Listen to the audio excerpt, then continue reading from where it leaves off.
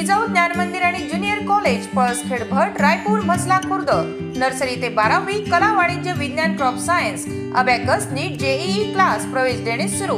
आजच आपला प्रवेश निश्चित करा। संपर्क 9673862687 7498712198।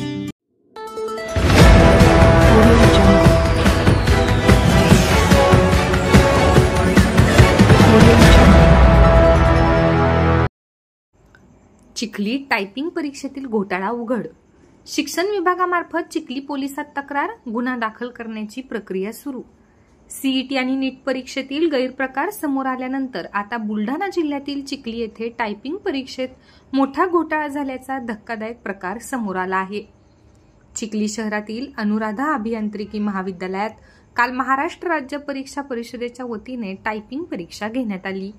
यामध्ये अनुराधा अभियांत्रिकी कॉलेजच्या परीक्षा केंद्रावर एकूण 22 विद्यार्थी परीक्षेला बसल्याचे त्यांच्या मॅक आयडी वरून दाखवण्यात आले।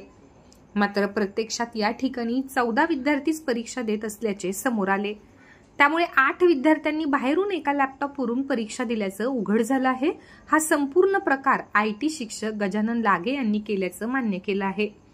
सदर परीक्षा केंद्र हे अनुराधा इंजिनिअरिंग कॉलेजमधील असून हे कॉलेज काँग्रेसचे जिल्हाध्यक्ष माजी आमदार राहुल बोंद्रे यांच्याशी संबंधित आहे।